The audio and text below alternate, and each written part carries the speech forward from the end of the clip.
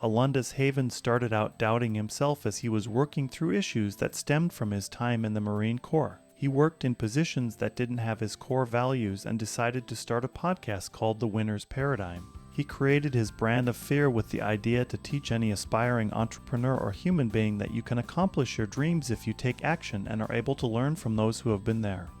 Talk Commerce is sponsored by Haifa, or as the Europeans say, Hufa, or the right way to say it. Hufa is rapidly becoming the biggest Magento front end after Luma. For those who don't know it, Luma is the basic theme that comes with Magento, and it is giantly slow. If you're looking for a template-based front end with the fastest loading times in the e-commerce industry while saving costs on development time and hosting infrastructure, Hufa is your best option. Everybody loves a fast site, including Google. Improve your Google ranking and conversion rates and make your customers happy. Learn more at hyva.io. That's hyva.io. And now, Talk Commerce. Welcome to Talk Commerce. Today I have Alundas Havens. He is the CEO of Alpha Influencers. Alundas, please go ahead and introduce yourself. Tell us what your day-to-day role is and maybe one of your passions in life. Yeah, brother, and thank you again, brother. It was an honor to be able to connect with you. One, and I know I'm going to have you on my new podcast as well, so definitely an honor to get to know you on a personal level, brother.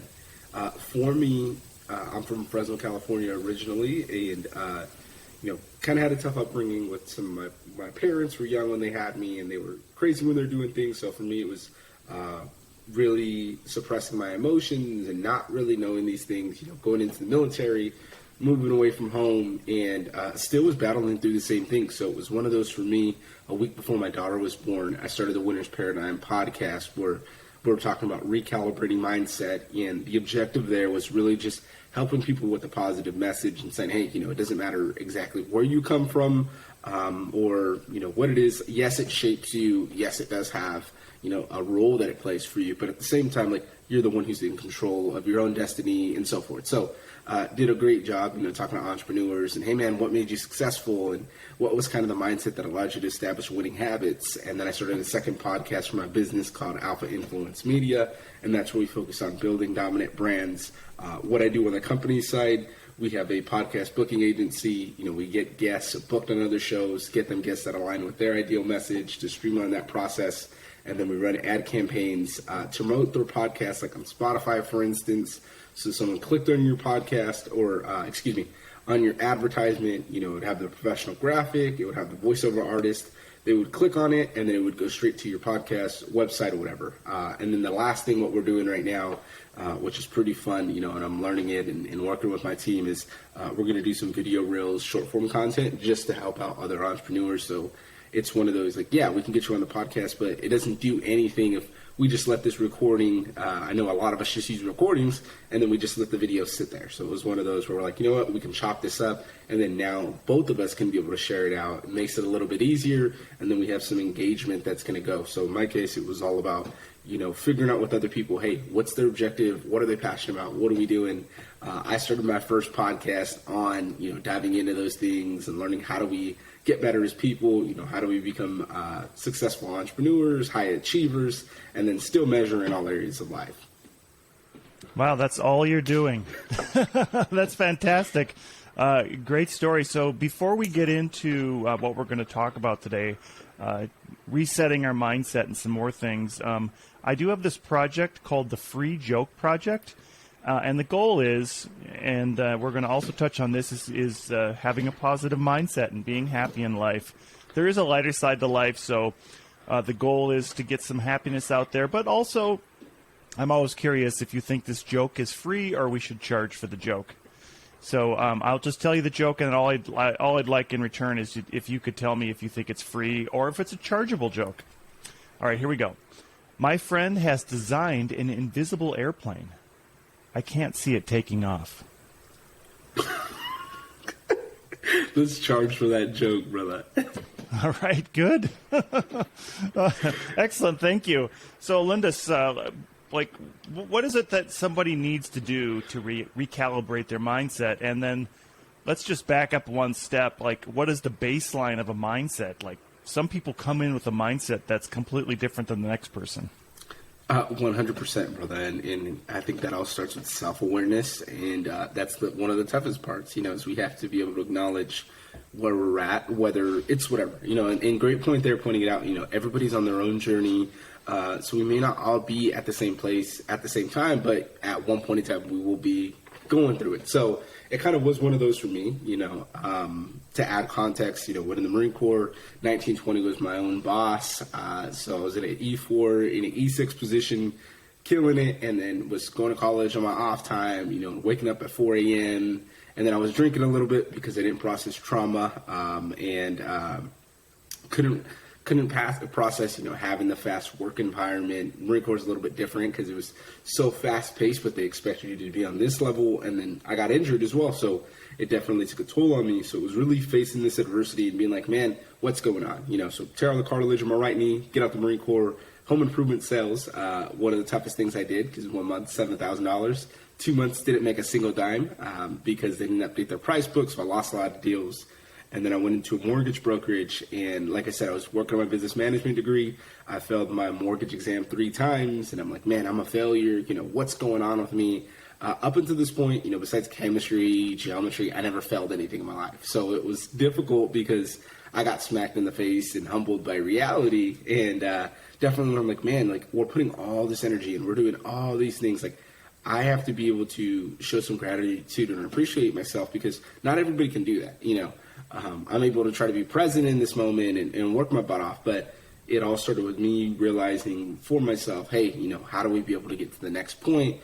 How do I be able to give myself some grace and compassion? Because that's something we don't do. Sometimes entrepreneurs, want to beat ourselves up, or we should be here. And it's like, you know what? It's part of the journey. So for me, that's what I like teaching and telling people is, man, you got to be able to look yourself in the mirror, and it's not going to be fun, but you got to be able to say, hey, what do I got to do to get to the next level? What's preventing me? Am I holding myself back? And that was kind of the inner dialogue, as well as when I started the podcast, like some of the things I started detailing for people to let them know, hey, if you are on that point, or if you've been there, like, these are the stories. This is what can help you get through that rough patch. Yeah, so I think that was great, and you had a lot to unpack there. So, I think coming out of certainly coming out of the Marine Corps gave you some base things, but it also, the Marine Corps is anti-entrepreneur. Would you agree with that, or do you think that helps you in your entrepreneurial journey being in the Marine Corps? That's a darn good question. Yeah, I agree. It's anti-entrepreneurial because they don't teach you that. So, for instance, like when I was in get out the military, and I'm already saying that, like in up to that point, I was already injured. So year 2 after I deployed, I tore the cartilage in my right knee. So battled literally 2 years, trying to get surgery again, trying to get a second surgery, and it was very rough there. And then the anti-entrepreneurial part is like, you're under structure, and it's kind of the frightening part at the same time, because like you always have someone to ask, like whether it's a great leader in front of you, like there's always someone you can go to, a friend of yours that works maybe somewhere else that does what you do, so you can give them a call up and you're like, hey, so you're still using that resourcefulness, but it's in a different way that you're using all these things. So it's one of those, like, even when you're out of the system, you have to build your own structure for yourself. And that was kind of the frightening part, and I became the civilian life was definitely working it out. I'm like, I want to start a business. Well, oh shoot, how do I do that? I don't have the clients. I don't have the contacts. I don't even know the networking portion. So it was, back to the surrounding yourself with the people you want to be around. I joined a podcast group for $49 a month, and then partnered with my mentor, Zach Babcock. And it was something for me, like, I never thought these things would happen, but I just became fully invested in figuring out what community I wanted to be in, and, how I can be able to add value to other people. And in my case, it was, going back to the mindset, diving on those things, talking about the inner struggles, what we go through, and definitely was relevant to people because they were like, man, I go through this too. So it made me feel like, okay, I'm not alone, and then I'm being able to help people slowly. Yeah, I think that's a good point, too, that maybe the Marine Corps helps with the community portion of it, and it reminds you that you need to be in a community to grow, especially as an entrepreneur. I think as an entrepreneur, it can be an extremely lonely life, because it's a very small percentage of people that actually go off on their own and do their own thing. And there's nobody to talk to about the issues that you have as a business owner. And as you grow a team, there's even less people to talk to, because the amount of business owners with, say, more than 5 employees is remarkably low compared to the population of the U.S. So or of anywhere in the world. So maybe some of that community portion of it has helped you move into that next level. Maybe talk a little bit about, you mentioned getting into the right group. Talk about aligning with the right people to help you change your mindset. Absolutely. And I think that starts, and you made a great point, with the community and figuring out, hey, where do we need to be? That was something that was very tough for me. For instance, I told the family I was starting a business, and they're like, "You're stupid. Why are you starting a business? That's not the smartest thing to do. It's not safe. It's going to fluctuate." And then that goes back to, your core values and what you stand for. And for me, it was like, man, I already promised myself that I was no longer going to be in a position and compromise my integrity of who I am just to be able to be somewhere. And that was it. I got injured in the Marine Corps. I was on top of the world. I was the best. I was on a meritorious board, going to get promoted, and then, the moment I got injured, ripped away, you're a bad Marine, and so forth. So it was one of those for me where I was like, I don't want to, and it was definitely hard, with some of the skills being transferable. Like, I was my own boss. I was running a team, I knew what to do. Sales background, because I was pitching. I ran the operations and training department. So constantly, talking to other leaders in the shops and figuring out, hey, building the game plan, strategic plans on how we were going to run, the ops side and be able to fly the MV-22 Ospreys, and then also being able to run the training. And I had to be able to look at your package, for instance, and be like, hey, this is what Brent needs to be able to get promoted because of all these things. So it was something for me where extremely difficult, and that's, again, where that community aspect comes in. Is I really had to hone in and figure out, hey, like, what are all the things we can do? Well, some of these skills that I thought were transferable, I put it on a piece of paper for a resume. I was only in the Marine Corps for 4 years. So it was, going to jobs and they're telling me, oh, yeah, you don't have the skills. You don't have this. And I'm like, what are you talking about? Like, I've done this. I can speak well. Like, I know exactly what to do. But sometimes it doesn't work that way. So for me, it was learning that hard way and figuring out, hey, what works for me? Well, when I got dialed in, started my own business, it was completely different, because now all these things and now everything I'm talking about, people are like, man, you know what? You actually understand people. You actually do this one. I'm like, yeah, I may not know about business, but I know people and I know how to be able to build relationships and work on the next thing. So it was something for me where it's like I took what I wasn't good at, and then you can always get better at it. And that's kind of why now I started a second podcast on building dominant brands, is pretty much everything I learned. And I talk about that too. Like, oh yeah, I went to school for business management. It taught me how to be an integrator. I'm actually a visionary, so I'm not hire the integrator, but I know exactly what we're going to do and how we're going to, help our team and kind of what we can do for those things. So it was something for me where it was like, hey, regardless, you're going to have to dive in and go all in on what you're doing, and then still have that constant thought where it's self-reflection, figuring out, hey, what can we do to be better? Do we have to get a consultant maybe to help us at this point, or this coach to be able to help us at this point in our business, or what we're going through life? So for me at the time, starting it, the business and then the family aspect, it was really difficult because it feels like you are alone sometimes, or I'm going in rooms, they're like, yeah, let's watch Netflix. And they're like, when's the last time you watched Netflix? I'm like, bro, I don't watch Netflix. Like, I usually get up at 3 or 4 a.m. to go to the gym. And then I take care of my daughter while I run 2 podcasts and a business. So I don't have the time like a lot of other people, because I'm always on the move, good and bad things. So it made me learn that, hey, you need to unplug, and it's okay to be able to express yourself or have fun with your family. And I don't need to have this front and be like, I can't watch this movie. This is wasting time. Like, again, we only have one life. We need to be able to be present for the moment and do that. And I was actually pushing my family away when those things would happen. So for me, it was acknowledging, understanding these things, and being able to be better, whether it was in business or in life.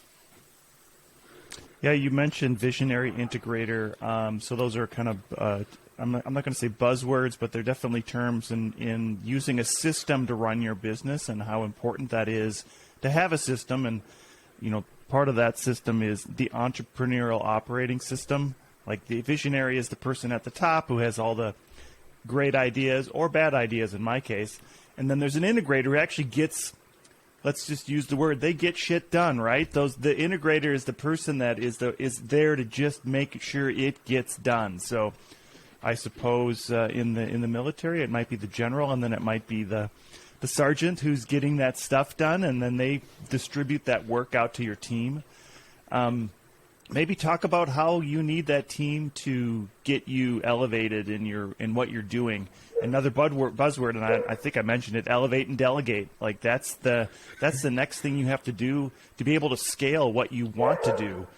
You had mentioned 2 podcasts. At some point, you can't do any more podcasts because you physically don't have the time. There's a time barrier that you have, but you can scale that in ways by delegating tasks to other people. 100%, and I love how you mentioned that, because that's something I'm currently going through, where it's like, how can we make things easier, but we got to become more effective. Like, if we keep putting more on our plates and thinking that we can do more, because that's often what I like to do, it doesn't lead to good things. You know what I mean? You can only focus in on really one thing that we're doing and then be fully invested on that. And that's why, like, if you look at roles, CEOs, they're doing the visionary aspect. They're looking at these things. Hey, what can we do here? And that's where you see companies like hiring consultants, for instance, and hey, how could we be able to work here? Let's outsource and have our customer service be taken care of by this company, or doing something like that, because it makes it easier when you focus on what you're good at. And that's kind of what it was for the business aspect. It was, trying to dive in, and like I said, I take care of the little one, and it was like all these different things. And it's like, how are you going to show up even for the business if you feel like you're pouring your heart into all these things? You're everywhere to be scatterbrained, and it's like, I had 20 different things on my board for myself, and then I went back to my other business partners. Hey, what can we do to be able to simplify? How can we be able to get this streamlined to where it's going to other people? Yes, we have a service business, and we're doing this for other entrepreneurs, but it's a reason why we're doing that. It's a reason why we're like, hey, let's focus on the message we're putting out there, all the things that we're doing, because people that we're working with are going through the same thing we are, and that's one thing we have to do as leaders is focus on, what our passion is, what we're great at, if we are going to scale, because that's what's going to allow us to be able to get to that next level, is having those operation systems in place where they run themselves, and then it's just you doing what you need to do that's going to allow you to get to that point, whether it's, you figure that one section is better than the other for you in business, and really going all in and making sure, hey, I'm going to make this the best I can be because this is my strength, versus, trying to do something, trying to be your own CPA when you realize, yeah, accounting's not for me. I could do bookkeepings, but I don't really like numbers too much. I understand it, and that's great to be able to do that, but it's to be able to know that role isn't for you, and you can be able to get somebody in there to do it faster while you focus on, what brings you back the biggest reward, or cultivating relationships and going down that line as well. I want to talk a little bit about that supporting role, that to help a leader, supporting your leader.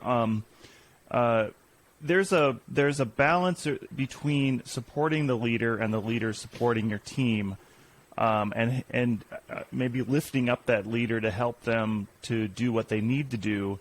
How do you balance out, or how do you describe to people the need for support for the leader versus the leader supporting the team? I know it's kind of the egg and the chicken, right? But it's something that a lot of people don't put a lot of thought into, but there is definitely a two-way street. It's not all that, there has to be direction from the leader, right? But there also has to be support from the leader. Maybe talk a little bit about that. Absolutely, and great question. It definitely runs both parts. I mean, if you're an effective leader, you can be able to jump in and help out other areas and show it. But at the same time, like, it's a collaborative approach, and that's why you have the teams. That's why you have the systems. That's why you have the, the accounting part running that, or you have it automated to where you understand clearly what it is. For us, we have a profit first system. So we have 6 different bank accounts. So we look at it and we're like, okay, we have a bank account strategically for taxes. So we don't have to worry about that. And that's something where it's like, sometimes people just push it aside. They get that big paycheck. So it was one of those for us where it's like, you have all these things in place. You have SOPs, or what we do a lot of is we record what we do. So even if we were going to hire, or outsource something of what we did, we can be able to show easier, hey, this is what it is. Have all the questions. I'm one of those that likes to have all these off the wall questions or something that can happen, because that's what happens to me. You can give somebody a script, you can tell them to stick on the script, but to me, in I've worked in sales roles like 97% of the time, I'm gonna get those curveballs. So I'm one of those that even when I'm training, I like to give all this information. It may be too much information at the time, but I'm like, hey, these are things that they can ask. This is how someone could see it. A lot of people put up rebuttals, or they don't know certain things, and it's like, hey, that's it. And at the same time, you can be able to tell clients no, if you feel like they're not a fit for us and what we're doing. So it was something where it was like I always dialed in on those aspects. And again, we're talking about supporting the leader, and in doing that, we got to figure out what's the best thing for the mission. And then two, put people where they want to be, but where they're going to be able to thrive. Because that's something that, like, maybe somebody's in a field, or they're doing a different aspect. You have them on outreach when really they're good with customers, or maybe they don't like doing that. Maybe they like doing production for the podcast, or you get them to what fits their needs and, what gives them their strengths. And it's something that, again, when you put people in the right place and they're dialed in at what they're doing, then it allows you to get even better at what you're doing, because you don't have to worry about that. You're like, all right, they're dependable. We train them up. If they have questions, boom, help them. But it's a more of a structure type deal is when you're able to figure out, hey, how do we streamline this? How do we get people in roles that are going to work for them? How do I even get myself to be doing what I need to do and stop taking everything on my plate? Because, I went from doing 10 podcasts a week and then be like, hey, I need to dial in on my message and dial in on the business. Maybe I need to focus on a little bit more right now, and then I can be able to go on more podcasts or record more for my 2 later on. So it was definitely learning those hard lessons before getting to that point where I can start, acting and leading for example. Yeah, you've got two concepts there. You've mentioned right person, right seat, which is another EOS concept, and then you mentioned letting go of the vine. Let's kind of finish up with this. The time goes by so fast on these, but letting go of the vine is the concept of it aligns with elevate and delegate, right? So letting go of the vine is letting somebody else do some of that work. That's a hard concept as a boss. I want to talk about one point where you let go of the vine, but then something goes wrong with that, and you as the boss come in and you say, I am going to fix this. Do you feel as though you need to let your team fail sometimes and then own that failure and not come in and be the savior that's going to fix everything? Ooh, I like that question a lot, brother. You're amazing at asking questions. I appreciate you. Yeah, I definitely feel like there is times for trial and error, and that's what we're going to go through, whether you're starting the business or you are there.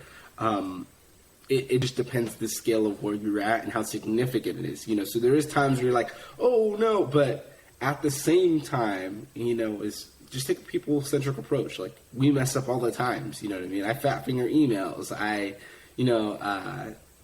maybe don't look at time management, or maybe I'm take care of the little one, so for instance, like I was running into the little one this morning, wasn't feeling well. She starts crying right when I'm going to hop on the podcast, and I'm like, oh, shoot, I have something to be able to do. But, hey, be a person, be honest about those things, and move on from it. And I think that's one thing we need to do when we're working with our teams is, like, give them some grace, you know what I mean? We expect you to do 1,000,001 things. I can't get mad at you when you don't do one thing. And at the same time, your failure is my failure. So if we're failing in one area, and this is something I learned in the Marine Corps, was I had one Marine that was just tough as nails, and anything I tried to do, try to get confrontational. I'm the same way from, the way I grew up, and definitely how my parents were authoritative and, didn't let me express myself and stuff. So it was one of those for me where even in business, I'm like, man, how do we let people just be themselves and be able to express themselves and speak the way they want to, be able to be professional, but get to know them on that real level, and it was something for me, even in that, it's like, if one fails, we all fail, so if we obviously are doing something wrong or there's a gap in the communication, well, then we can look at it as from both parts first.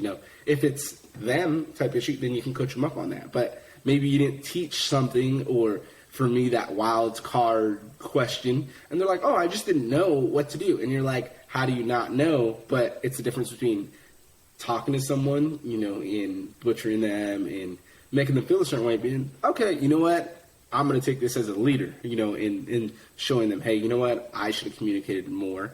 I should have been able to let you know this is what could happen in this event, or reach out to me if anything. Sometimes things do happen, or we get flustered, or we keep throwing more on their plate to where we don't realize that maybe they do need something to help, and that's where we jump back in and we make sure we fix it. Because at the same time, like, it doesn't matter whose fault it is, essentially. We got to be able to get through it, you know, and if they're not doing well, it's bad to assign us to the leader. You know, if we're not delegating enough, it's bad to assign us on a leader that we're taking too much on our plate, and now we're slowing down the business because we're trying to do 1,000,001 things at once, when really our focus, like we said, was going to be 1, 2, or 3 things at this time, and really going all in here, but we can't because we're trying to go in all these other aspects or trying to do these other things that we may not even be the best at. Yeah, I like the word that I'm going to pull out of that is, you said, grace. You've got to give your team some grace, and it was a little bit of a loaded question because nothing is ever black and white, right? There's always a level of urgency that has to happen, and there's sometimes where the leader needs to. They're the ones with the skills that can fix it, but the idea of letting your team go through some of that failure is how they learn, right? But I do like what you said about grace and giving them time to learn and grow, and because that's how you learn, right? You're never going to learn anything if you're always doing it perfect. 100%. All right, so we are out of time. At the end of the podcast, I give my guests a chance to do a shameless plug about whatever they'd like to plug. What would you like to plug today? Absolutely. So I would just say the easiest way to find me is thewinnersparadigm.com. My social media is Alundas_Havens or Alundas Havens on LinkedIn. And then 2 podcasts that find me is The Winner's Paradigm and Alpha Influence Media. That's great. I will put all those on the show notes. Yes, sir. And, man, we have a lot more to talk about, so I can see us that we're going to have to do another one of these and key in on some of these items. We're using a lot of buzzwords that are in the EOS community, so I like that. Anyways, Alundas, thank you so much for being here. Thanks for getting up so early. I appreciate it, and I appreciate your service. Thank you. Thank you as well, brother. And thank you for being flexible, and it was amazing talking to you today. I can't wait to interview you as well. You know, get on the other side of the mic and start talking a little bit about business and how we can be better, you know, whether it's in business or in life, and how that's going to affect us with building that dominant brand. Excellent. Thank you. Oop.